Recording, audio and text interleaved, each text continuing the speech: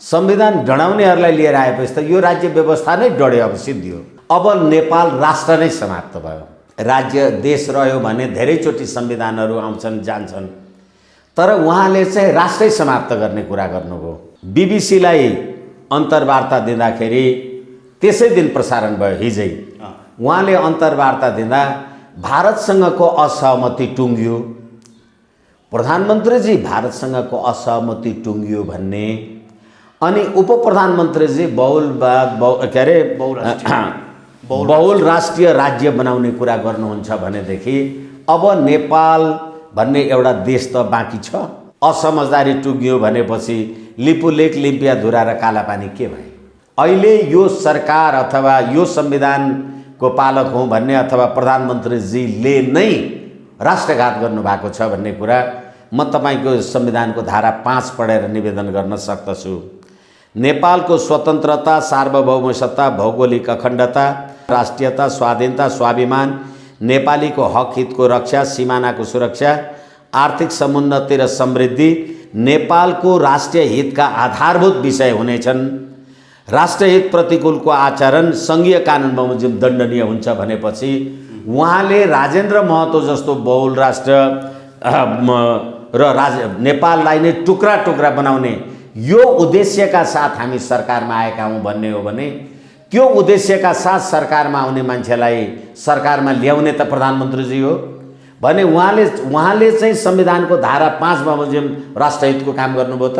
हामी बहुल राष्ट्रिय राज्यका लागि राष्ट्रिय मुक्ति आन्दोलनको तयारी गर्दैछौँ भन्नुभएको छ उहाँले। सम्माननीय प्रधानमन्त्रीज्यू, म तपाईँलाई भनौँ, अहिले मैले संविधानको धारा 5 तपाईँलाई पढेर निवेदन गरेँ, तपाईँहरूले राष्ट्रिय हित गर्नुभयो कि राष्ट्रघात गर्नुभयो? र उहाँले के भन्नुभएको छ त्यसमा भने भारत के बिना नेपाल का सांस लेना भी मुस्किल। राजेन्द्र महतोले भनेको कुरा अहिले आम सञ्चारमा आइराखेको छ। 2074 फागुन 3 गतेदेखि आजसम्म 16 पटक मन्त्री परिषद तलमाथि गरे। 16 पटक आम सञ्चारहरूमा त्यही आइराखेको छ भनेदेखि हिजो तपाईँ निरङ्कुश निर्दलीय पञ्चायती व्यवस्था भन्नुहुन्थ्यो, त्यो 3 वर्षमा 16 पटक मन्त्री परिषद त राजा महाराजाले पनि गरेका थिएन भनेदेखि यो देश नेपाली जनताको हातमा छ, नेपाली जनताको नियन्त्रणमा छ, नेपाली जनताको राजकीय सत्ता र सम्प्रभु सत्ता छ। नैतिकताको आधारमा त राजीनामा दिनुपर्ने भयो त, नैतिकता छ भने। जसले यो संविधान डढाएर त्यसको शपथ ग्रहण अब कहाँ नैतिकता खोज्नु चाहिँ?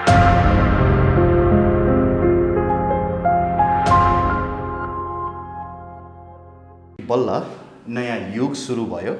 दिल्लीमा बनेको बैलगाडा चढेर सलाईको बट्टा सरकारमा गयो। सडकमा छँदा उसले संविधानको फोटोकपी जलाउँथ्यो, सरकारमा भएपछि अब संविधानको मूल कपी जलाउँछ भनेर अर्जुन पराजुलीजीले लेख्नु भएको छ। यो अहिलेको समसामयिक राजनीतिक परिस्थितिलाई व्यङ्ग्य गर्दै संविधान जलाउनेहरू अब सरकारमा सहभागी भए है अन्ततः? संविधान जलाउनेहरू सरकारमा सहभागी भएको यो पहिलो पल्ट होइन। उपेन्द्र यादवजी पनि उप प्रधानमन्त्री हुँदा संविधान जलाएकै हो। अहिले राजेन्द्र महतो पनि त्यही संविधान जलाएर सरकारमा आएका हुन्। म यो सङ्घीय लोकतान्त्रिक धर्मनिरपेक्ष गणतन्त्रको विपक्षमा आफ्नो विचार र अभिव्यक्ति राख्ने संवैधानिक राज संस्था, हिन्दू राष्ट्र र अखण्ड नेपाल नै नेपाल र नेपाली जनताको सर्वतोमुखी कल्याणको मार्ग हो भन्ने मान्छेको लागि संविधान डढाउनेले सरकार चलायो भने त सत्ता सिद्धियो नि, यो राज्य प्रणाली त सिद्धिएछ नि। किनभने संविधानको रक्षा गर्ने मान्छेहरू भन्ने खोइ कहाँ हुन अब थाहा भएन। संविधान डढाउनेहरूलाई लिएर आएपछि त यो राज्य व्यवस्था नै डढ्यो, अब सिद्धियो। सङ्घीय लोकतान्त्रिक गणतन्त्र डढ्यो। अब त्यो कसरी पनि भने अहिले भर्खरै यो उप प्रधानमन्त्री भएको मान्छेले नवनियुक्त उप प्रधानमन्त्री नेपाललाई राजेन्द्र महतोले नेपाललाई बहुल राष्ट्रिय राज्य बनाउने कुरा उहाँले गर्नुभएको छ। अब यो संविधानको धारा 2, 3, 5 जे छ यो बहुजातीय बहुभाषिक भन्दै भन्दै राष्ट्रिय हित तथा समृद्धिमा आस्थावान रही एकताको सूत्रमा आबद्ध सबै नेपाली जनता राष्ट्र समष्टिमा नेपाल राष्ट्र हो भनेपछि अब नेपाल राष्ट्र नै समाप्त भयो। यो अहिले उप प्रधानमन्त्रीजी राजेन्द्र महतोजीले जे भन्नुभयो, हालाकि संविधानै डढाएपछि यो संविधान अन्तर्गतको यो सरकार हो भन्ने त कुरै रहेन। तर संविधान त राज्य देश रह्यो भने धेरैचोटि संविधानहरू आउँछन् जान्छन्, तर उहाँले चाहिँ राष्ट्रै समाप्त गर्ने कुरा गर्नुभयो र उहाँले त्यो राष्ट्र समाप्त गर्ने कुरा गर्दाखेरि नेपालका प्रधानमन्त्री केपी शर्मा ओलीजीले बीबीसीलाई अन्तर्वार्ता दिँदाखेरि त्यसै दिन प्रसारण भयो हिजै, उहाँले अन्तर्वार्ता दिँदा भारतसँगको असहमति टुङ्गियो। प्रधानमन्त्रीजी भारतसँगको असहमति टुङ्गियो भन्ने, अनि उप प्रधानमन्त्रीजी बहुल राष्ट्रिय राज्य बनाउने कुरा गर्नुहुन्छ भनेदेखि अब नेपाल भन्ने एउटा देश त बाँकी छ भन्ने कुरा आफ्ना ठाउँमा आएका छन् भनेदेखि अब अहिले भारतसँगको असमझदारी टुङ्गियो भनेपछि लिपुलेक लिम्पियाधुरा र कालापानी के भए? यसै कारणले गर्दाखेरि यो संविधानको धारा 5 अहिले यो सरकार अथवा यो संविधानको पालक हुँ भन्ने अथवा प्रधानमन्त्रीजीले नै राष्ट्रघात गर्नुभएको छ भन्ने कुरा म तपाईको संविधानको धारा 5 पढेर निवेदन गर्न सक्दछु। नेपालको स्वतन्त्रता, सार्वभौमसत्ता, भौगोलिक अखण्डता, राष्ट्रियता, स्वाधीनता, स्वाभिमान, नेपालीको हक हितको रक्षा, सिमानाको सुरक्षा, आर्थिक समुन्नति र समृद्धि नेपालको राष्ट्रिय हितका आधारभूत विषय हुनेछन्। राष्ट्रिय हित प्रतिकूलको आचरण सङ्घीय कानुन बमोजिम दण्डनीय हुन्छ भनेपछि उहाँले राजेन्द्र महतो जस्तो बहुल राष्ट्र नेपाललाई नै टुक्रा टुक्रा बनाउने यो उद्देश्यका साथ हामी सरकारमा आएका हौँ भन्ने हो भने त्यो उद्देश्यका साथ सरकारमा आउने मान्छेलाई सरकारमा ल्याउने त प्रधानमन्त्रीजी हो भने उहाँले चाहिँ संविधानको धारा 5 बमोजिम राष्ट्रहितको काम गर्नुभयो त? गर्नु भएन। यसै कारणले फेरि पनि म दोहोर्याएर पिएनपी मार्फत आम नेपाली जनतालाई विनम्रताका साथ निवेदन गर्न सक्दछु। संविधान, नेपालको संविधान, हालाकि यसमा 72 पनि लेखा छैन, म तपाईलाई देखाउन सक्छु। नेपालको संविधानै डढाउनेहरू राज्य सत्तामा आएपछि अब यो राज्य सत्ता अथवा यो सङ्घीय लोकतान्त्रिक गणतन्त्र समाप्त भयो भने पनि हुन्छ। समाप्त हुने दिशातर्फ उन्मुख छ। समाप्त भयो। संविधान तपाईले डढाउनु भयो।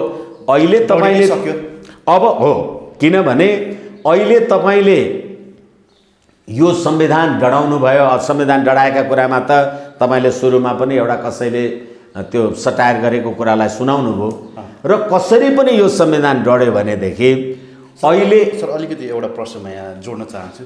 यो बहुल राष्ट्र भने चाहिँ के रहेछ के? यो धेरैजनाले सोध्न खोजिरहनु भएको छ, किनभने हिजोदेखि सामाजिक सञ्जालमा व्यापक आलोचना भएको छ। यो बहुल राष्ट्र भने चाहिँ के रहेछ अलिकति बुझाइदिनुहोस् न। अब हाम्रो संविधानको धारा 3 मा बहुजातीय, बहुभाषिक, बहुधार्मिक, बहुसांस्कृतिक विशेषतायुक्त धेरै जात, धर्म, भाषा, संस्कृति, सभ्यता भएको हाम्रो बहुल समाज चाहिँ हो, तर राष्ट्रै बहुल चाहिँ होइन। एकछिन मैले यहाँ जोडेछु। यो बहुल राष्ट्र उहाँले भन्न खोजेको चाहिँ जस्तो फर इक्जाम्पल इन्डिया अथवा अमेरिकामा पनि डिफ्रेन्ट स्टेट्स भएर चाहिँ एउटा तपाईले फेडरलिजमको कुरा गर्दा तपाईँ सङ्घीय लोकतान्त्रिक गणतन्त्र छँदै हुनुहुन्छ नि, होइन? र फेरि के भने अहिले एकछिनलाई मान्नुहोस् न, प्रदेश 2 भनेको देश त होइन नि। प्रदेश 2 प्रदेश 1 भनेको देश त होइन, तर संसारमा यो सङ्घीयताको कारणबाट एकात्मकमा फर्केका मान्छेहरू पहिले चाहिँ सब नेसनलाइजेसन, अनि त्यो सब नेसनलाइजेसन बढ्दै गएर नेसनलाइजेसन, प्रदेश चाहिँ बढ्दै गएर एकअर्कामा द्वन्द्व हुँदै गएर पछि त्यो बेग्लै देश हुने, बेग्लै देश टुक्रिने त्यो अवस्था हुन्छ प्रदेशमा। यसै कारणले गर्दाखेरि क्यामरुन र युगान्डा जस्ता देशहरू फेरि सङ्घीयताबाट फर्केर एकात्मक राज्य व्यवस्थामा आए। अब जस्तै हामी चाहिँ ग्रेट ब्रिटेनलाई हेऱ्यौँ भने इङ्ल्यान्ड, आयरल्यान्ड र स्कटल्यान्ड तीनवटा देश राष्ट्रहरू अथवा तीनवटा देश मिलेर ग्रेट ब्रिटेन त हो, तर ग्रेट ब्रिटेन फेडरल छैन नि, सङ्घीय छैन। यसै कारणले गर्दाखेरि तपाईँले सिके राउतले भने जस्तो तपाईँले मधेस इज नट नेपाल भन्न खोज्नु भएको हो। किनभनेदेखि अहिले तपाईँले उहाँले त अझ भन्दैखेरि के भन्नुभयो भनेदेखि हामी बहुल राष्ट्रिय राज्यका लागि राष्ट्रिय मुक्ति आन्दोलनको तयारी गर्दैछौँ भन्नुभएको छ उहाँले। मुक्ति र हामी हाम्रा मुद्दाहरू स्थापित गरेर झार्छौँ, सरकारमा जाने निर्णय त्यसैको लागि हो भनिसकेपछि उहाँले विक्रम सम्वत 1825 मा पृथ्वीनारायण शाहको नेतृत्वमा आर्जन गरेको यो मुलुकलाई अब हिजो त्योभन्दा अगाडिको जे अवस्था हो त्यो अवस्थामा पुर्याउनु हो हामी। किनभनेदेखि हामी त्यो सङ्कल्पका लागि सरकारमा आयौँ भन्ने राजेन्द्र महतो र प्रधानमन्त्री केपी शर्मा ओली चाहिँ हिजै के भन्ने भने यो अन्तर्वार्ता विज्ञप्ति मार्फत चाहिँ पठाएको रहेछ, यो ई कागज अनलाइन भन्नेले यसलाई सार्वजनिक गरेका छ। र उहाँहरूले अन्तर्वार्ता बीबीसीको अन्तर्वार्ता होइन कि आफूले त्यो लेखेर अनि त्यो बीबीसीलाई यो विज्ञप्तिको रूपमा पठाउनु भएको रहेछ। र त्यसै दिन चाहिँ यो भारतसँगको हाम्रो असमझदारी टुङ्ग्यो भनेपछि अब हामी नेपाललाई फिजीकरण गर्न र नेपाललाई सिक्किमीकरण गर्नको लागि सहमत भएका छौँ भने हो। प्रधानमन्त्रीजी त्यसो भन्नुहुन्छ र उप प्रधानमन्त्रीजी के भन्नुहुन्छ भनेदेखि बहु राष्ट्रिय राज्यका लागि राष्ट्रिय मुक्ति आन्दोलनको तयारी गर्छौँ। तपाईँले नेपाललाई विखण्डन गर्नको लागि तयारी गर्नलाई सरकारमा जाएको हो, तपाईँले भने त्यही हो। र त्यसो हो भने सम्माननीय प्रधानमन्त्रीज्यू, म तपाईँलाई भनौँ अहिले मैले संविधानको धारा 5 तपाईँलाई पढेर निवेदन गरेँ, तपाईँहरूले राष्ट्रिय हित गर्नुभयो कि राष्ट्रघात गर्नुभयो? तपाईँहरूले बनाएको संविधान। तर फेरि पनि संविधान गढाउनेहरूले सङ्घीय लोकतान्त्रिक धर्मनिरपेक्ष गणतन्त्रको संविधान गढाएकाहरू राज्य व्यवस्थामा पुगे भने अब संवैधानिक राज संस्था अखण्ड नेपाल र धर्मसापेक्ष हिन्दू राष्ट्र नेपालको कुरा पो अगाडि आयो त। किनभने त्यो डिरेक्सनमा गए त हुन्थ्यो नि, फेरि त्यो डिरेक्सनमा एकैछिन अब होइन, त्यो डिरेक्सनमा एकछिनलाई मान्नुहोस्। जस्तो अब आमा भनेपछि बुवाको श्रीमती भनिरहनु परेन होइन, हामीले देशै नरहने, देशै टुक्राएर लैजाने यो त चलखेल हो भनेर मान्छेहरूले भन्न थाले नि त। अहिले त यो बहुराष्ट्रको एजेन्डा, देश टुक्राउने एजेन्डा हो यो होइन। यस कुरामा केपी शर्मा ओलीजीको पनि सहमति हो। मैले तपाईँलाई यो बीबीसीवाला कुरा र त्यति मात्रै होइन, अस्ति तपाईँले नागरिकता अध्यादेश ल्याएर यो कुरा गर्नुभएको हो होइन, नागरिकता अध्यादेशवाला कुरा हामीले। र त्यति मात्रै होइन, तपाईँले शपथ ग्रहण गर्दाखेरि के भन्नुभयो भनेदेखि सरकारी कामकाजको भाषा नेपालीमा शपथ ग्रहण गर्नुपर्छ र नेपालको राजकीय सत्ता सार्वभौम सत्ता नेपाली जनतामा निहित रहेको संविधानप्रति पूर्ण वफादार छु भन्नुपर्छ। तपाईँले भन्दा त नेपालको राजकीय सत्ता र सार्वभौम सत्ता नेपाली जनतामा निहित रहेको छ भनेर शपथमा बोल्नु त भयो, तर मन्त्रालयमा आएर के भन्नु भने नेपाल विखण्डन गर्न लागेको हो भनेर भन्नु। यसकारणले गर्दाखेरि अब यो राज्य प्रणाली नै, सरकार मात्रै होइन, यो राज्य प्रणाली नै र अहिले यो राजेन्द्र महतोले बहुल राष्ट्रिय राज्यको लागि हामी आन्दोलन गर्नका लागि सत्तामा आएका हौँ भनेर भनेपछि त्यो सत्तामा विराजमान गराउने शक्ति को हो? केपी ओली। सत्तामा विराजमान गराउने शक्ति चाहिँ भारत रहेछ। भारतको रहेछ। किनभनेदेखि उहाँले बीबीसीको अन्तर्वार्तामा भारतसँगको असहमति हटेको भन्नुभयो, लिपुलेख लिम्पियाधुरा र कालापानी हाम्रो हो भन्ने कुरा भन्नु भएन। र नागरिकता अध्यादेश तपाईँले जारी गर्नुभयो अनि राजेन्द्र महतो लगायतका मान्छेहरूलाई सरकारमा ल्याएपछि हामी बहुल राष्ट्रमा जान्छौँ भनेपछि त र फेरि म तपाईँलाई भन्न सक्दछु अहिले आम सञ्चारमा भाइरल पनि भइराखेको छ अब देश चाहिँ सग्लो रहँदैन भन्ने कुरा उहाँले यो संविधानलाई डढाउने जे काम गर्नुभएको थियो त्यो संविधान डढाउँदाका बखत उहाँहरूले एउटा विदेशी अथवा भारतीय नै भन्नुहोस् भारतीय अखबारलाई उहाँहरूले चाहिँ एउटा दिनुभएको छ र उहाँले के भन्नुभएको छ त्यसमा भने भारत के बिना नेपाल का सांस लेना भी मुस्किल। राजेन्द्र महतोले भनेको कुरा अहिले आम सञ्चारमा आइराखेको छ। यस कारणले गर्दाखेरि उहाँले यो संविधान डढाएको कुरा पनि आम सञ्चारमा आइराखेको छ र यसैलाई तपाईँ अब नागरिकता दिनुहुन्छ र यिनीहरूद्वारै नेपाल र नेपाली जनताको हित समुन्नति र संविधानको धारा 5 बमोजिम राष्ट्रिय हित उन्नति हुन्छ भनेर नेपाली जनता बसेका छन् भनेदेखि यो स्वप्न नदेखेको अब। र फेरि अहिले साँच्चै भन्ने हो भने त अहिले यो पछिल्लो पटक हाम्रो देशको प्रधानमन्त्रीले 2074 फागुन 3 गतेदेखि आजसम्म 16 पटक मन्त्री परिषद तलमाथि गरे। 16 पटक आम सञ्चारहरूमा त्यही आइराखेको छ भनेदेखि हिजो तपाईँ निरङ्कुश निर्दलीय पञ्चायती व्यवस्था भन्नुहुन्थ्यो त्यो 3 वर्षमा 16 पटक मन्त्री परिषद त राजा महाराजाले पनि गरेका थिएन। अहिले तपाईँ रघुवीर महासेठलाई उप प्रधानमन्त्री बनाउनुहुन्छ अनि त्यहाँबाट उसको श्रीमती जुली महतोलाई हिजोसम्म मन्त्री राख्नु भएको थियो, जुली कुमारी महतो। भनेदेखि यो देश नेपाली जनताको हातमा छ, नेपाली जनताको नियन्त्रणमा छ, नेपाली जनताको राजकीय सत्ता र सम्प्रभु सत्ता छ। यसै कारणले गर्दाखेरि तपाईँ नेपालको राजकीय सत्ता सार्वभौम सत्ता नेपाली जनतामा रहेको संविधानप्रति पूर्ण वफादार रही देश र जनताको नाउँमा शपथ ग्रहण गर्छु। किनभने तपाईले देश त भारतको नाउँमा शपथ ग्रहण गर्नुभयो नि, किनभने भारत भएन भने नेपाल त सासै फेर्न सक्दैन, यो देशै रहँदैन भने।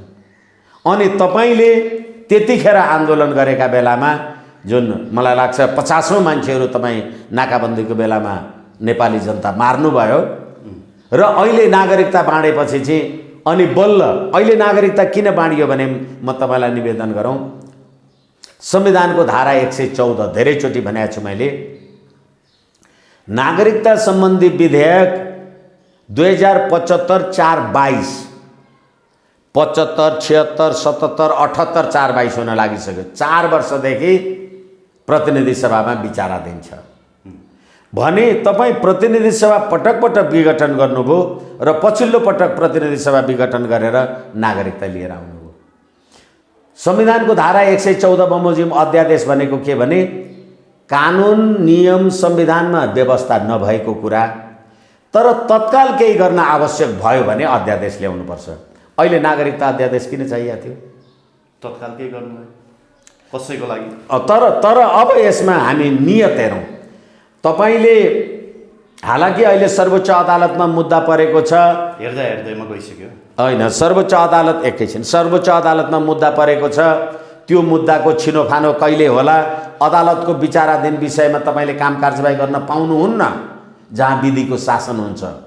तर अब अहिले तपाईले त नागरिकता अध्यादेश ल्याउनु भयो र सबै जन्मसिद्धलाई वंशजको नागरिकता दिने भन्नुभयो। तपाईले 2063 सालमा लिएको जन्मसिद्ध नागरिकता नै नेपालको नागरिकता ऐन बमोजिम छैन होइन भन्ने कुराको विचाराधीन छ भनेपछि तपाईले 63 सालमा लिएको जन्मसिद्ध नागरिकताको आधारमा अहिले वंशजको नागरिकता दिने किन दिने भने अहिले भारतसँगको हाम्रो असमझदारी टुट्यो भनेर राजेन्द्र महतोलाई सत्तामा ल्याएपछि प्रधानमन्त्रीजी भन्नुहुन्छ र अब अहिले यही संविधानको धारा 289 यो संविधानको धारा 289 को व्यवस्था के हो भने यो देशको राष्ट्रपति, प्रधानमन्त्री, प्रधान सेनापति यी महत्त्वपूर्ण पदहरूमा वंशजको नागरिक नभइकन जान पाइँदैन। अहिले तपाईँले पारीबाट आएका 63 सालमा दिएका सबैलाई 63 सालमा त्यो जन्मको आधारमा दिएको नागरिकता अहिले तपाईँले तिनका सन्ततिलाई वंशजमा दिएपछि अब भोलि नेपालको राष्ट्रपति कहाँबाट आएर हुन्छ, प्रधान सेनापति कहाँबाट आएर हुन्छ? त्यहीबाटै। अनि अब यो देशको उप प्रधानमन्त्री भएको मान्छे चाहिँ नेपाललाई बहुल राष्ट्र बनाउने भन्छ र नेपालको राष्ट्रिय झन्डा डढाएको छ। फेरि मैले तपाईँलाई संविधानको धारा 5 को कुरा गरेँ, शपथ ग्रहणको कुरा गरेँ भने सेनालाई लकीरको फकीर भन्ने यो व्यवस्था आएको छ। यो देशको प्रधान सेनापति होइन, मुलुकको सम्प्रभुताको रक्षाका लागि त हामी जे गर्न पनि तयार छौँ भन्दाखेरि यस्ता मान्छेहरूले शपथ ग्रहण गरेको समारोहमा किन जान्छन्? सेनालाई लकीरका फकीर भनेका थिए राजेन्द्र महतोले। ईश्वर पोखरेलले भनेका थिए नि। यही राज्य व्यवस्थाको कुरा गर्दैछु मैले। जब राजेन्द्र महतोले त भारत बिना नेपालले सासै लिन सक्दैन, सास पनि लिन सकेन। मैले तपाईँलाई पढेर सुनाएँ होइन भनेदेखि अब यो राज्य प्रणाली रहेछ नि। हिजो एउटा आयो सेनालाई लकीरका फकीर भन्यो, अस्तिदेखि एउटा जसले संविधान डढाइराख्यो त्यसलाई तपाईँले पटक पटक उप प्रधानमन्त्री बनाउनु भयो, जसले भारत बिना नेपालले सास फेर्न सक्दैन भन्यो त्यसलाई उप प्रधानमन्त्री बनाउनु भयो, लोग्नेलाई उप प्रधानमन्त्री बनाउनु भएको थियो, हिजो श्रीमतीलाई मन्त्री बनाउनु भयो, अनि त्यतिखेरै नागरिकता बाँड्नु भयो। किन बाँड्नु भयो थाहा छ? किनभने तपाईँ चुनाव घोषणा गर्नुभएको छ। चुनाव घोषणा गरिसकेपछि त भोट हाल्न त पारीबाट मान्छे आउनु पर्यो नि। यहीँकाले मात्रै त अब यो बहुल राष्ट्र बहुल त बनाउन सकिँदैन। अर्को अनि त्यहाँको पारीबाट आएका मान्छेहरूलाई नागरिकता दिएपछि उनीहरूले भोट हाल्यो भने प्रतिनिधि सभामा सरितागिरीहरू कति हुन्छ? त्यतिखेर नेपाल के हुन्छ? होइन, गङ्गा चौधरीले नै भारतीय चेली भनेर आरोप लगाएको। चन्दा चौधरी त अहिले मन्त्री भएको छैन नि। हो, यसै कारणले गर्दाखेरि यो सबै भएको छ। तपाईँले भनेको कुरामा अथवा मैले भनेको कुरामा हाम्रो वाद विवाद नहोला, तर नेपाल एउटा कुरा चाहिँ प्रश्न के देखियो भने प्रधानमन्त्रीलाई आफ्नो पद टिकाउनको लागि नागरिकता बाँड्न पनि उहाँ रेडी, राजेन्द्र महतोलाई लगेर उप प्रधानमन्त्री बनाउन पनि रेडी होइन। यो जनताको लागि गरिएको राजनीति चाहिँ होइन रहेछ है। त्यसै कारण अहिले अब यही आम सञ्चारमा मैले हेर्दैछु, नारायण काजी श्रेष्ठजी अहिले फेरि केपी शर्मा ओलीजीलाई भेटेर सहकार्य गर्न तयार छु भने किन भन्न गयो? त्यो रियल हो होइन? अब अहिले यही देखिराखिएको छ। मलाई त अफवाह हो कि जस्तो लागेको थियो। होइन, अब यही आम सञ्चारमा आएको कुरालाई भन्ने न हो। सबै कुरा त सबै हामीलाई थाहा हुने कुरा भएन। अब अहिले त यहाँ फेरि दुष्प्रचार पनि धेरै गरिन्छ। अनि त्यस कारणले गर्दाखेरि यदि ल होइन भनेदेखि यो यस्ता पात्र र प्रवृत्तिलाई राज्य सत्तामा ल्याउँदाखेरि पुष्पकमल दाहालजीहरूले के भन्नुभयो त? उहाँले त पुष्पकमल दाहालजीले त काम चलाउ सरकारले मन्त्री परिषद विस्तार गरेको कुरा मात्रै उहाँले चाहिँ होइन यो ठिक भएन भन्नुभयो। राजेन्द्र महतोजीको बारेमा उहाँको भनाइ के? शेरबहादुर देउवाजीको भनाइ के? उपेन्द्र यादवकै भनाइ के? तर आम नागरिकहरूको बारेमा आम नागरिकहरूले चाहिँ आलोचना गर्छन्। एकछिन। त्यसै कारणले गर्दा अब यो राज्य व्यवस्था आम नेपाली जनताको हाम्रो राष्ट्र, हाम्रो राष्ट्रियता, हाम्रो राष्ट्रिय अखण्डता हो भने नेपाली जनता सडकमा आउनु पर्यो नि। किनभने सरकारमा बसेका मान्छेहरू त बहुल राष्ट्रिय राज्यका लागि राष्ट्रिय मुक्ति आन्दोलनको तयार गर्दैछन्। तपाईँले तिरेको कर खाएर मन्त्री, प्रधानमन्त्री, उप प्रधानमन्त्री भएर राष्ट्रिय मुक्ति आन्दोलनको कुरा गर्दैछन् र त्यो काम कारबाहीमा प्रधानमन्त्री ओलीजी भारतसँगको सहकार्य पनि कायम र सुमधुर सम्बन्ध भयो, कहिलेकाहीँ घच्चापेच्चा हुन्छ भन्ने, अनि त्यहाँबाट नागरिकता अध्यादेश ल्याएर कार्तिकको 26 गते र मङ्सिरको 3 गते चुनाव गर्छु भनेपछि उहाँले भोट हाल्ने मान्छे तयार गरे होइन? हो, अब यो अवस्थामा नेपाली जनताको क्रियाशीलता चाहिँ खोइ? जस्तो यो आन्दोलनकै तयारी भने पश्चात यो डरलाग्दो विषय आयो होइन। उनीहरूले त हिजो मधेस आन्दोलन पनि गरेर आएकै हुन्, नाकाबन्दीको बेलामा सिमानामा ढुङ्गा पनि हानेर आएकै हुन्, हामी सम्पूर्ण नेपालीले दुःख पाएकै पनि हो होइन। अब यो अर्को आन्दोलन होइन, त्यतिखेर भएको मान्छेले आन्दोलनको तयारी भने पश्चात हामीलाई दुःख दिने नियत अझै रहेछ के? हो, हामीलाई दुःख दिने होइन, तपाईँले दुःख पाउने मैले दुःख पाउने ठुलो कुरा होइन। यो राष्ट्रको राष्ट्रिय सम्प्रभुता रहने कि नरहने भन्ने प्रश्न हो। र त्यतिखेर उहाँहरूले ढुङ्गा हाने पनि नहाने पनि त्यतिखेरका मलाई लाग्छ गृहमन्त्री राजनाथ सिंहले नेपालमा बसेका 1 करोड भारतीयहरूको रक्षा हामीले गर्नुपर्छ भनेपछि अनि त्यो नागरिकता कहाँबाट आयो त? त्यति मात्रै होइन, उहाँले भनेको फुल फ्लेजेड आम सञ्चारमा मैले लिँदाखेरि हामी बहुल राष्ट्रिय राज्यका लागि राष्ट्रिय मुक्ति आन्दोलनको तयारी गर्छौँ। हामी हाम्रा मुद्दाहरू स्थापित गरेर छाड्छौँ। सरकारमा जाने निर्णय त्यसैका लागि हो भनेपछि केपी शर्मा ओली र राजेन्द्र महतोको सल्लाह नभइकन उप प्रधानमन्त्री बनाउनु भयो। मुख पो राजेन्द्र महतोको होला त। केपी शर्मा ओलीजीले यो कुराको बारेमा के भन्नुहुन्छ त? उहाँ भन्नुहुन्न भने केपी शर्मा ओली र राजेन्द्र महतोमा के फरक भयो त? भनेपछि त केपी शर्मा ओलीले जसरी भारतीय राजनीतिज्ञ कूटनीतिज्ञहरूले आरोप लगाए जस्तो देशको चाहिँ यो संविधान कोल्याप्स गरेर राष्ट्र संस्था हिन्दू राष्ट्र फर्काउँछन् कि भन्ने आशा गरेको उनले त होइन, देशै बरु भारतलाई बुझाउनेतर्फ पो लाग्यो किनभने त्यही देखियो। उनले मन्त्री परिषद विस्तार गरेकै दिन भारत सङ्घको असमझदारी हट्यो भन्ने, उनले प्रतिनिधि सभा विघटन गरेपछि नागरिकता विधेयक ल्याउने, उनले त्यो नागरिकता विधेयक अनि अस्ति वैशाख 31 गते शपथ ग्रहण गर्दाखेरि राष्ट्रपतिले पढेको कुरामा त्यो पर्दैन भनेर अहिले फेरि अध्यादेशबाट शपथ ग्रहणको ब्यौरा ल्याउने र शपथ ग्रहणमा के लेख्ने भने सरकारी कामकाजको भाषा नेपालीमा र राष्ट्रिय पोसाकमा तपाईँले शपथ ग्रहण गर्नुपर्छ भन्दाखेरि हिजो के कसले के गरे त्यो हामीले देखिहाल्यौँ। त्यो अध्यादेशमा थियो किन हो यो 78(2)(6) मा जारी भएको अध्यादेशको दफा 4 मा औपचारिक पोसाक लगाउनुपर्छ भनेको छ। दौरा सुरुवाल कोट टोपी राष्ट्रिय पोसाक होइन त भने बाबुराम भट्टराईको उसले त्यहाँबाट त सिद्धियो। के हो औपचारिक पोसाक भने? यो देशको औपचारिक पोसाक भने कि र त्यति मात्रै नभएर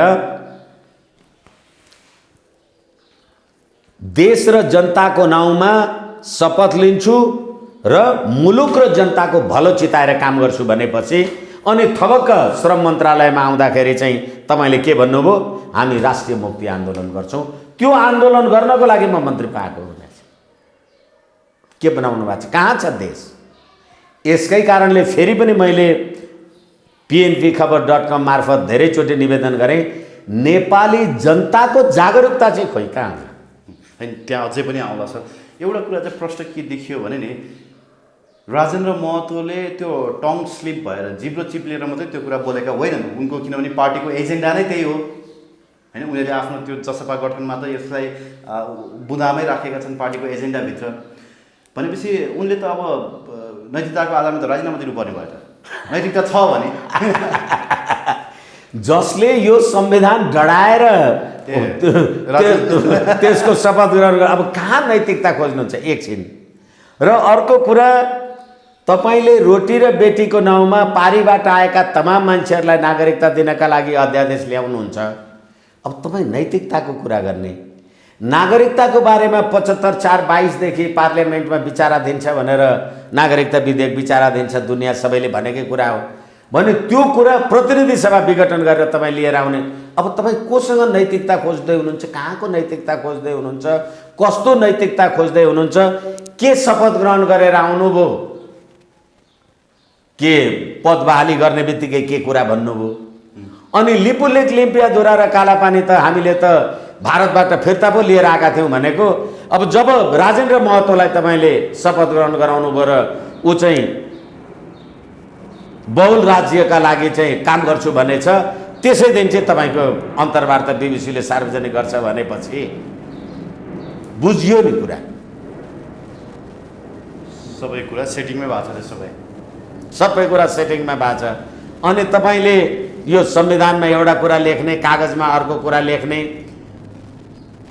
अनि जसले संविधान डढायो त्यसैलाई तपाईँले राज्य सत्तामा हालिमुहाली गर्ने भनेपछि त यो सङ्घीय लोकतान्त्रिक गणतन्त्र नेपालका लागि अफाप सिद्ध रहेछ भन्ने त पटक पटक प्रमाणित पनि। तपाईँ उप प्रधानमन्त्री भएर संविधान डढाउनु हुँदैछ अनि तपाईँ प्रधानमन्त्री भएर संविधान डढाउनेलाई फेरि राज्य सत्तामा लिएर आउँदै हुनुहुन्छ। अनि राज्य सत्तामा ल्याएर पदभार गर्न भ्याएको छैन। अनि त्यहाँबाट हामी चाहिँ पुरा राष्ट्र विप्लवको लागि आन्दोलन गर्छौँ भनेर भन्नुहुन्छ। बहुल राष्ट्रको लागि चाहिँ हामी आन्दोलन गर्नुहुन्छ। सर, सीके राउतले उठाएको एजेन्डा र बहुल राष्ट्रको एजेन्डा एउटै हो भन्न सकिन्छ? सीके मैले फरक देखेको छैन। अब हेरौँ भरे भोलि अब उहाँहरूले के भन्नुहुन्छ के भन्नु हुँदैन थाहा छैन। र फेरि गिरीशचन्द्र लाल आयोग बनायो नि त सरकारले। मधेस आन्दोलनमा कति मान्छे मरे के मरे त्यो त आजसम्म सरकारले प्रकाशित त गरेको छैन, सार्वजनिक त गरेको छैन। किन गरेको छैन भने अस्ति राजेन्द्र महतो महन्त ठाकुरहरूसँगै केपी शर्मा ओलीजीको सम्झौता हुँदा होइन आधा आधा प्रकाशित गर्ने आधा प्रकाशित नगर्ने, किनभने देशको सुरक्षा निकायको मनोबल घट्छ अरे। र त्यसमा गिरीशचन्द्र लाल आयोगको रिपोर्टमा सरकारले सार्वजनिक गर्दिन भन्यो भने गिरीशचन्द्र लालहरूले आफै सार्वजनिक गरे। यसमा के लेखियो भने यदि यो प्रतिवेदनका कुराहरूमा मधेसको मुद्दालाई सम्बोधन गरिएन भने नेपाल पनि एक नहुँदैन, मधेस टुक्रिन्छ भनेर लेखा छ। त्यसैको समर्थकहरू तपाईँले अहिले राज्य सत्तामा भाषा आफ्नो होला अब भनेको राजेन्द्र महतोहरूको मुद्दा सुनवाई भएन भने देश टुक्रिन्छ। एकछिन राजेन्द्र महतोहरूको भनाइको सुनवाई होइन, गिरीशचन्द्र लाल आयोगको रिपोर्टको सुनवाई भएन भने, सीके राउतको सुनवाई भएन भने म त सरकारमा बसेको छु नि त, म त्यही गर्न लागेको। र मैं फेरि पनि अब दोहोऱ्याएर मैले निवेदन गरेँ कि भारत भएन भने नेपालले सासै फेर्न पाउँदैन भनेपछि यो के त यो? यसकारणले गर्दाखेरि यो राज्य प्रणाली नेपाली जनताको लागि र यो 12 बुँदे समझदारी गर्ने यो अहिले राजेन्द्र महतो देखिएको पात्र भयो होला। पुष्पकमल दाहालजी यसमा के भन्नुहुन्छ त? यसमा उहाँका सेनामेनाहरू त विरोध गरिरहेका छन्, होइन उहाँबाट आधिकारिक आएको छैन। यसमा शेरबहादुर देवालजी के भन्नुहुन्छ त?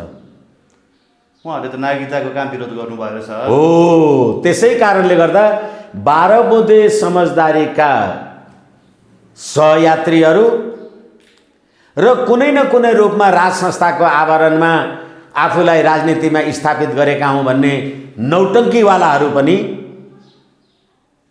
यो सब कुराको विरुद्धमा किन छैन? यसै कारण मैले नेपालको राष्ट्रिय एकता, अखण्डता, स्वाधीनता, सम्प्रभुताका लागि नेपाली जनतालाई चासो हुनु पर्यो भने अब जनताकै जागरुकता मात्रै हो। अब राज्य आदि इत्यादि र यस्तो सरकार, यस्तो राज्य व्यवस्थालाई नेपाली जनताले कर किन तिर्नुपर्ने, किन पाल्नुपर्ने?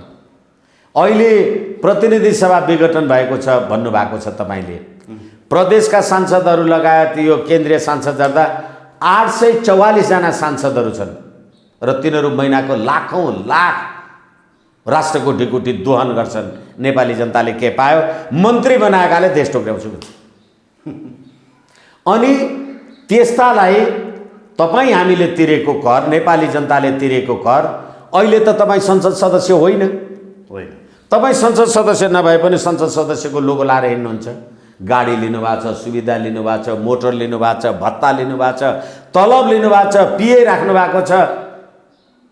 अनि एउटा भरिया एक बोरा चामल बोकेर उसकोमा पुर्याइदिँदा 200 रुपियाँ पाउँथ्यो भने त्यो हिँड्नका लागि चाहिँ बाटा पुलिसले तपाईँलाई लाठी लगाएको छ। अनि यिनीहरूलाई भ्रष्टाचार गर्नलाई गाडी हुइकाउँदा पुलिसले सलाम गरेर पठाएको छ। कसको देश यो? खोइ नेपाली जनता। किनभने तपाईँको देशको लागि तपाईँले आन्दोलन गर्नुभएको हो भने तपाईँको देशको राष्ट्रिय एकता, अखण्डतामाथि राज्य सत्ताबाटै प्रहार हो। के गर्नुहुन्छ? डरलाग्दो विषय भयो है। होइन, मैले संविधानको धारा 5 तपाईँलाई पढेर सुनाएँ, दोहोऱ्याएर फेरि भन्छु म। नेपालको स्वतन्त्रता, सार्वभौम सत्ता, भौगोलिक अखण्डता, राष्ट्रियता, स्वाधीनता, स्वाभिमान, नेपालीको हक हितको रक्षा, सिमानाको सुरक्षा, आर्थिक समुन्नति र समृद्धि नेपालको राष्ट्रिय हितका आधारभूत विषय हुनेछन्। राष्ट्रिय हित प्रतिकूलको आचरण र कार्य सङ्घीय कानुन बमोजिम दण्डनीय हुन्छ भनेपछि यो मन्त्री परिषदलाई दण्ड गर्नु परेन? कसले गर्छ? प्रधानमन्त्री बनाइदेऊ बाबा भनेर अदालतमा उजुर गर्न जान्छन्। प्रधानमन्त्री मलाई बनाइदेऊ बाबा भनेर राष्ट्रपति कहाँ जान्छन्? अनि जनताले भोट हालेर पठाएको प्रतिनिधि सभा विघटन गर्छन् के हुन्छ के भनेको एउटा अन्तर्वार्ताकै सन्दर्भमा यहाँले के भन्नुभएको थियो भने यो अहिले विघटन भएको प्रतिनिधि सभा पुनर्स्थापना हुनेवाला छैन भनेर यहाँले बोल्नु भएको छ। त्यो साँच्चै के भन्नुभयो, अब हुँदैन प्रतिनिधि सभा पुनर्स्थापना फेरि पनि पहिला जस्तै हो। अब मलाई के लाग्छ, मेरो आफ्नो विश्वास, नेपाली जनताको राजकीय सत्ता र सम्प्रभु सत्ता, अब भ्रष्टाचार व्याभिचार आदि इत्यादि अहिले हामीले जति कुरा गऱ्यौँ, अब यिनीहरू दोहोऱ्याएर समय खर्च गर्नु केही अर्थ छैन। नेपाली जनतामा हिजो नेपाली जनताले मत दिएर म मन्त्री प्रधानमन्त्री भएँ, प्रतिनिधि सभामा आएँ भने अब यो जे गाई जात्रा चलिराखेको छ नेपाली जनतालाई सोध्नु पऱ्यो नि। मैले गरे ठिक रहेछ भने मलाई भोट दिन्छ, मैले गरेको बेठिक रहेछ भने अर्कोलाई दिन्छ। अब चुनाव गऱ्यो भने खर्च हुन्छ अरे, देशै टाट हुन्छ अरे। तपाईँले एनसेल लगायतका अर्बौँ खर्बौँको भ्रष्टाचार गरेका त्यो सम्पत्तिहरू निकाल्नुहोस् त। र संसदीय प्रजातन्त्रमा निर्वाचन गर्दाखेरि संविधानै सिद्धिन्छ भने कस्तो संविधान ल्याएको त यो? फेरि यो जस्तो गाई जात्रे संविधान अर्को कुनै छ? म प्रतिनिधि सभाको विश्वास पाइनँ। वैशाख 27 गते मैले विश्वासको मत राख्दाखेरि म कहाँ 93, विपक्षीकोमा 124 भनेपछि संसारले देख्यो होला नि, नेपाली जनताले देखे होला नि यो प्रतिनिधि सभामा कसैको पनि बहुमत रहेन रहेछ। अनि जब मैले 93 मत पाएँ र विपक्षीले पनि 136 पाउन सकेन, अनि यही संविधानको धारा 76 को 3 बमोजिम लार्जेस्ट पार्टी प्रधानमन्त्री भनेर महिला प्रधानमन्त्री बनाए भए म सकिनँ नि। तर फेरि अब फेरि मै प्रधानमन्त्री, अनि म प्रधानमन्त्री भएपछि होइन अब म चाहिँ विश्वासको मत लिन्न भने, अनि विश्वासको मत लिन अर्कोले सरकार बनाए हुन्छ भनेर भने मैले। अनि अर्को सरकार बनाउनको लागि फेरि शेरबहादुर देउवा त 149 लिएर जानुभयो। हिजो 124 भएको, अहिले 149 कसरी भयो? म जम्मा 93 मात्रै भएको, म सरकार बनाउन सक्दिनँ भन्ने म 153 लेखेर जाने। 275 को पार्लियामेन्टमा त तपाईँ र मैले 149 र 153 गर्दा त 302 जना भएन? 302 जनाको पार्लियामेन्ट चाहिँ यो गाई जात्रा यो संविधान। अनि त्यो संविधान बमोजिम मलाई प्रधानमन्त्री बनाउनु पर्थ्यो भनेर शेरबहादुर देउवा सर्वोच्चमा उजुर चाहिँ गर्न जाने। अनि प्रधानमन्त्रीले चाले कदम चाहिँ बेठिक छ भन्ने, प्रधानमन्त्रीले चाले कदम बेठिक थियो भने राष्ट्रपतिका दरखास्त हाल्न किन गएको? हिजो त निर्दलीय पञ्चायती व्यवस्थाकै कुरा गर्नुहोस् न, कमसेकम प्रधानमन्त्री बनाउने एउटा ठाउँ थियो। अहिले त नेपालको राजकीय सत्ता र सम्प्रभु सत्ता नेपाली जनतामा निहित छ भने चाहिँ जनताले चुनेर पठाएको प्रतिनिधि सभा हो। प्रतिनिधि सभा पनि 60 र 40, 165 जनालाई मात्रै तपाईँ भोट हाल्नुहुन्छ। त्यो 40% छ सबै ककसका बेड पार्टनर आउँछन् कि घुसिया भ्रष्टाचारी आउँछन्, त्यो आफ्नो ठाउँमा छ। फेरि नेपाली जनताको सम्प्रभुता छैन त्यहाँ। अब त्यसले हिजो प्रधानमन्त्री बनाउने त्यो प्रतिनिधि सभाले, अब अहिले प्रधानमन्त्री माग गर्न जाने कहाँ? राष्ट्रपति कहाँ? राष्ट्रपतिले दिएन, अब माग्न जाने कहाँ? सर्वोच्च अदालतमा। कसले बनाउँछ यो देशमा प्रधानमन्त्री? कस्तो हो यो राज्य व्यवस्था? लाज छैन। अनि यो उत्कृष्ट संविधान भनेर यही संविधानको विरुद्धमा चुनाव लडेकाहरू राज्य सत्तामा पुगेर फेरि अर्बौं लुटेका छन्। यो त्यसैले मैले धेरैचोटि भनेको छु, नेपाली जनताको राजकीय सत्ता र सम्प्रभु सत्ता कागजमा लेखेर सीमित हुँदैन। यस्ता खालको यो प्रवृत्ति मनोवृत्ति, यो पात्र प्रवृत्ति र प्रणाली, यसको विरुद्धमा अब जनताले आन्दोलन गर्नै पर्छ, अर्को उपाय छैन। ओके, अब भनेपछि केपी ओलीलाई जसरी श्याम शरण होइन सुब्रमण्यम स्वामीहरूले जसरी आरोप लगाएका थिए राजतन्त्र फर्काउनको लागि, हिन्दू राष्ट्र पुनर्स्थापनाको लागि केपी ओलीले वचन दिएका छन् मोदीलाई अथवा भाजपा सरकारलाई भनेको, त्यो चाहिँ हावादारी कुरा रहेछ है सर? अब उनीहरूले ल्याइदिएको राजतन्त्र फेरि उही राजेन्द्र महतोको जस्तै बहुलवाद बहुल राष्ट्रवाला हुने हो कि?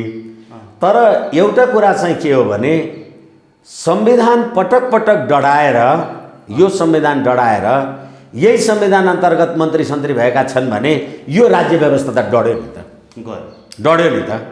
त्यसै कारण मैले भनेको सुब्रमण्यम स्वामी अथवा त्यो श्याम शरण अथवा अरू पनि छन्, अब त्यो के अरे यो अजित डोभाल, यी लगायतका जे जति होलान्, अस्ति त्यो कुम्भ स्नान होला राजा ज्ञानेन्द्रकै, हिजो अस्ति भर्खरै राजा ज्ञानेन्द्रको एउटा सन्देश पनि आइराखेको छ कोरोना निकोसीकोवाला कुरा।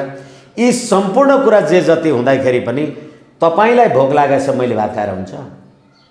तपाईँको देशको राष्ट्रिय एकता, अखण्डता, स्वाधीनता, सम्प्रभुता बचाइदिनलाई मेरो स्वार्थ अन्तर्गत भएन भने म किन तपाईँलाई लगाउने?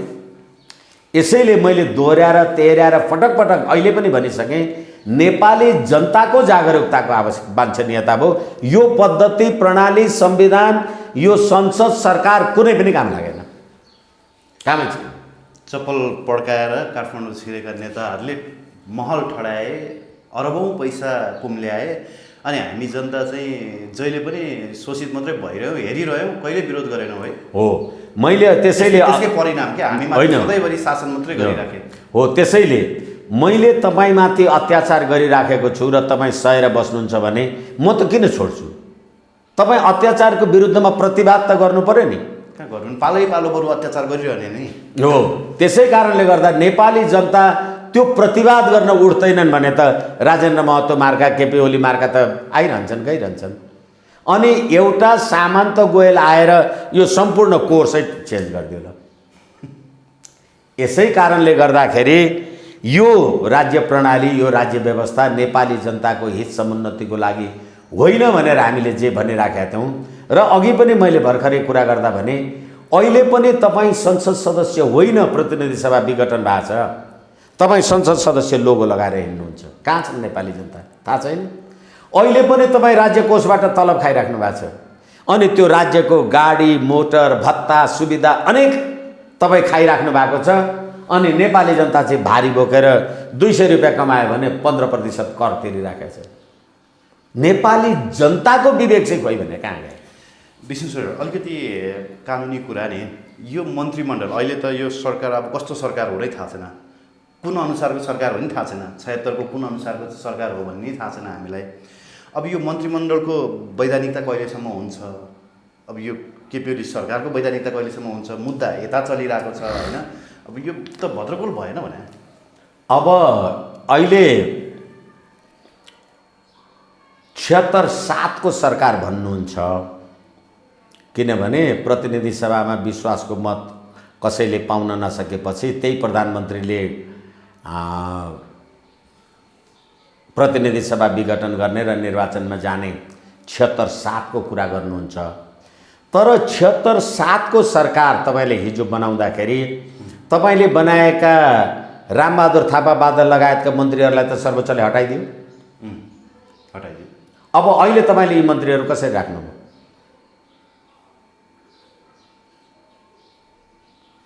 यसै कारणले गर्दाखेरि अहिले संविधान डढाएर आएको सरकार, अनि संविधानको कुन धारा अन्तर्गतको सरकार हो भनेर सोध्ने? संविधानै डढाएर आएपछि संविधानको के कुरा होइन? मै मरेपछि यो मेरो कुन हात चाहिँ दाहिने हो, हात चाहिँ ठिक कि देब्रे हात चाहिँ ठिक भनिराख्ने हो र भने सक्यो। यसै कारणले गर्दा हिजो त 76-7 को सरकार हुँ भनेर भनेको कुरालाई त सर्वोच्च अदालतले त निकालिदियो। तपाईँहरू त संविधानको धारा 78 बमोजिम त यो बस्न सक्नुहुन्न।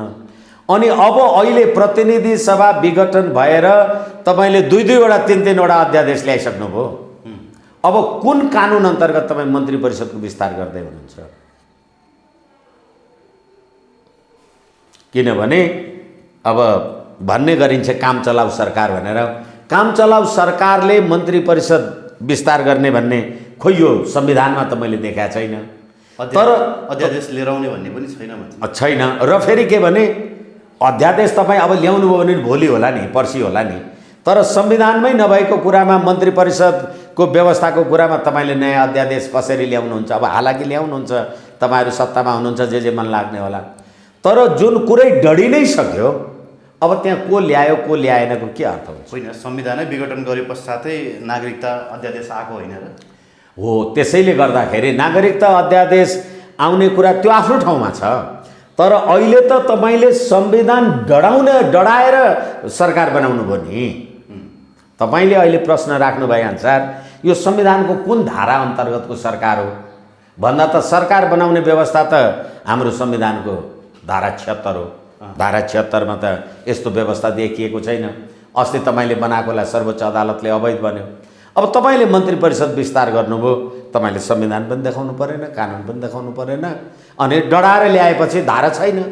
ढुङ्गे धाराको त्यसो भए होइन, ढुङ्गे भए पनि धारा त हुन्छ, त्यो त छैन, त्यही पनि छैन। त्यसो भए सारमा यो संविधान जलाउनेहरू नै सरकारमा गए पश्चात यो संविधानको औचित्य पनि रहेन। औचित्य रहेन, संविधान डढ्यो, सिद्धियो, यो राज्य प्रणाली नै सिद्धियो। हस् विष्णु सर, धन्यवाद दिन चाहन्छु यहाँलाई।